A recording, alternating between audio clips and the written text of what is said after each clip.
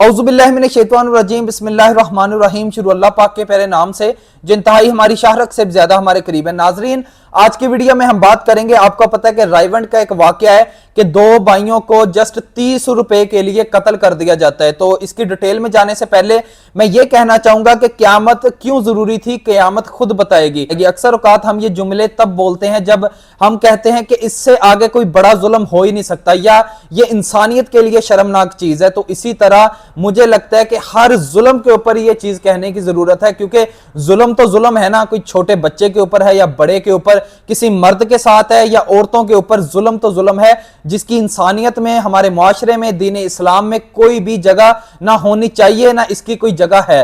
तो बढ़ते हैं डिटेल की तरफ कि जिन दो भाइयों का कत्ल कर दिया जाता है बड़ी ही बेदर्दी से, उनके वालिद का मैंने इंटरव्यू देखा और जिस जगह के ऊपर यह वाकया पेश आया उधर इर्द गिर्द के जो लोग रहने वाले हैं उनके इंटरव्यूज देख के मैं आपके सामने ये चीजें रखने जा रहा हूं, क्योंकि मेरी आदत नहीं है कि जब भी कोई चीज सोशल मीडिया के ऊपर रिपोर्ट हो तो आप जस्ट व्यूज के लिए जल्दी से जल्दी उस चीज के ऊपर व्लॉग बनाते हैं। हमारी नेचर में ये चीज शामिल नहीं है और अच्छे सहाफी की निशानी भी यही है कि वो अच्छे से तहकीकात करके बेशक उस चीज को लेट रिपोर्ट करे, लेकिन जब वो इन चीजों को बताए अवाम को तो वो पूरे हकाइक के साथ बताए। तो बढ़ते हैं इस खबर की तरफ। ये दोनों भाई लाहौर से जा रहे थे कसूर अपने घर की तरफ, तो रास्ते में इनका दिल किया कि फल लेते जाएं बच्चों के लिए, क्योंकि जो छोटा भाई है ये अनमैरिड था, इसकी 22 साल उम्र है, वाजिद इसका नाम है, और जो बड़ा भाई है उसका नाम राशिद है। इसके 4 बच्चे हैं, यकीन माने वो छोटे छोटे बच्चे हैं। अभी उनके वालिद का बताना है कि बच्चे पूछ रहे हैं कि हमारे वालिद साहब कब आएंगे। अब उनको इतनी समझ नहीं है कि किस तरह से उनके साथ नाइंसाफी की गई है इस मुआशरे में। तो जब ये साहिब उधर रुकते हैं फल वाली रेडी के पास, तो ये उनसे 1 दर्जन केले लेते हैं। अभी 1 दर्जन केले की कीमत थी 130 रुपए। तो जब ये 1 दर्जन केले ले लेते हैं, ये उसको 100 रुपया देते हैं, लेकिन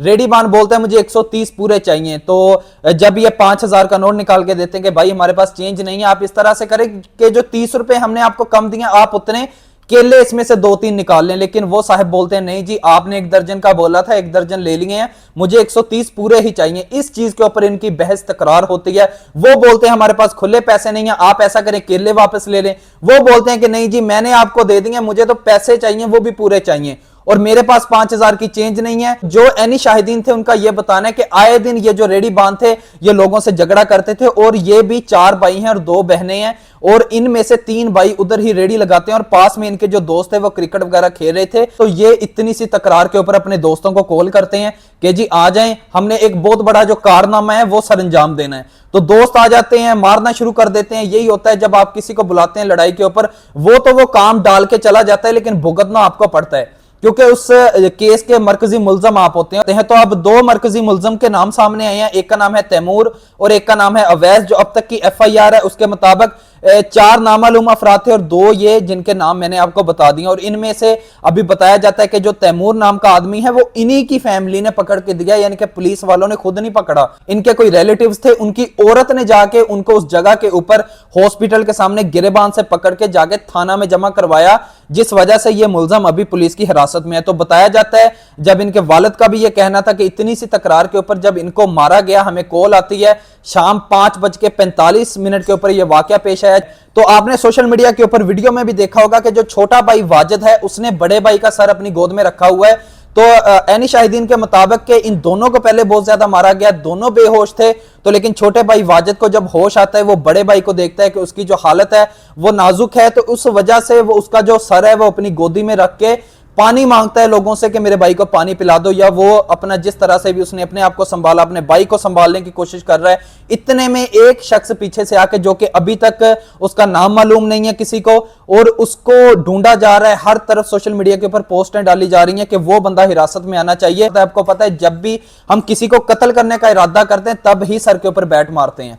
हालांकि उसके अलावा बहुत सारी लड़ाइयां होती हैं माशरे में, इंसान लातों से भी लड़ता है, मुक्कों से भी, डंडों से भी लड़ता है, राड वगैरह इन लोगों के पास थे। बैट इस तरह से मारा गया कि जो पास में लोग खड़े थे इंटरव्यूज दे रहे थे वो बोलते हैं ऐसा था जैसे उसकी सर की हड्डियां ही टूट गई हों। और आपने खुद भी वो वीडियो देखी है, तो यानी कि ऐसा था जैसे इन लोगों की इनके साथ कोई दुश्मनी है। वो बाद में ये भी बोलते थे आप केले भी वापस रखें, अपना फ्रूट वापस रखें, पैसे भी रखें, ये 100 भी रखें, हमें जाने दें, लेकिन इनको जाने नहीं दिया गया।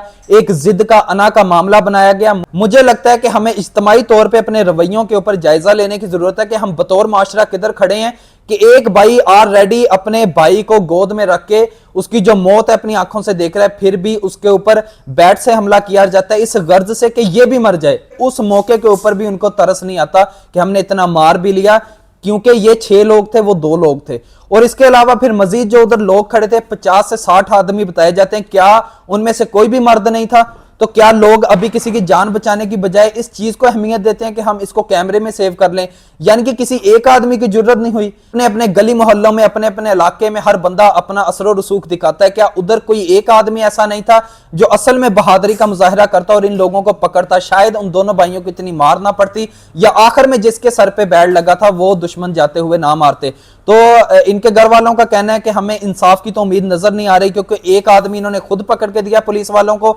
इसके अलावा ये बोलते हैं कि हमें 5 घंटे के बाद FIR मिली है। अभी ये जो 2 भाई कत्ल हुए हैं, इनके 2 भाई बड़े मजदूर भी हैं और इनके वालिद का कहना है यही घर में कमाने वाले हैं, बाकी 3 बेटे मेरे छोटे हैं। तो आप बताएं कि मुआशरा किस तरफ चल रहा है? क़यामत क्यों जरूरी थी? क़यामत खुद बताएगी। मुझे लगता है कि हमारे मुआशरे में जो बेहिसी है ना, वो भी ज़ोंबीज़ वाली हो गई है। हमने जो फिल्में देखी हैं ज़ोंबीज़ वाली, कि उनको ना किसी चोट का एहसास होता है, ना किसी के दर्द का एहसास होता है, ना उनको पता चलता है सामने कोई इंसान है या क्या है, या मैंने इसके साथ क्या रवैया इख्तियार करना है। हम सेम वो ज़ोंबीज़ वाले हैं, देखने में हम लाशें हैं, लेकिन हमारे अंदर जो शऊर है, ज़मीर है, वो बिल्कुल ही हमारा मर चुका है। तो इसके अलावा नाज़रीन, इनके जो वालिद है सैयद इकबाल, इनकी मदय्यत में अभी यह मुकदमा दर्ज है। तो देखते हैं आगे इसके ऊपर क्या कार्रवाई होती है। तो हम हर हाल में इनकी फैमिली के साथ स्टैंड कर रहे हैं, और इनके घर वालों का भी यही कहना था कि हमें अवाम से तो उम्मीद है, अवाम इस चीज के ऊपर बोलेगी। ना लाशें घर लाने के लिए हमें एम्बुलेंस मिली और ना हमें रेस्क्यू ही मिली। हम खुद अपने जो हमारे ये दोनों शहीद भाई हैं उनको हम खुद लेके गए हैं हॉस्पिटल तक भी।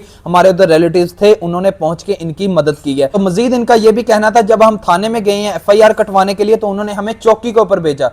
चौकी के ऊपर जब हम गए हैं, बाहर निकले हैं, तो हमें दूसरी कॉल भी आ गई कि जो वाजिद था अभी हॉस्पिटल ले जाया गया उसको, क्योंकि राशिद की तो मौके के ऊपर डेथ हो गई है और अभी जो वाजिद है वो भी दुनिया से चल बसा है। जब यही बात जाके ये फिर चौकी में बताते हैं, फिर वो इनकी दरखास्त लिखते हैं। दरखास्त 11 बजे होती है दिन को, और शाम 6 बजे या 5 बजे इनकी FIR दर्ज होती है। और उस FIR के बाद इनकी जो वर्षा की मैयतें हैं वो इनके हवाले की जाती हैं जब इनका पोस्टमार्टम किया जाता है। लेकिन जो इलाके के MP हैं उन्होंने इनके साथ तावन किया, ये इन्हीं की फैमिली का कहना था। तो अब तक के लिए था नाज़रीन यही कुछ। तो मिलते हैं इंशाल्लाह अगली वीडियो में। अल्लाह ताला आपका हामी नासर और अल्लाह ताला आपको सेहत व तंदुरुस्ती दे।